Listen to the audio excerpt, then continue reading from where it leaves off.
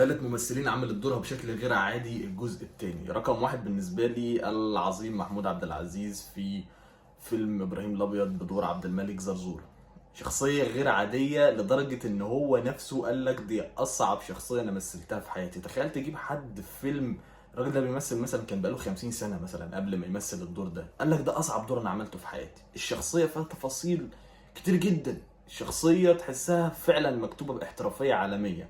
بل بقى هو لما جه زود، يعني قال لك يعني استاذ عباس ابو الحسن اللي هو الكاتب بتاع الفيلم قال لك الحته بتاعت الانسان ضعيف، الانسان ضعيف دي دي ما كانتش مكتوبه، دي كانت اضافات من محمود عبد العزيز. فدي بالنسبه لي حاجات عاليه قوي صعبه جدا تتكرر.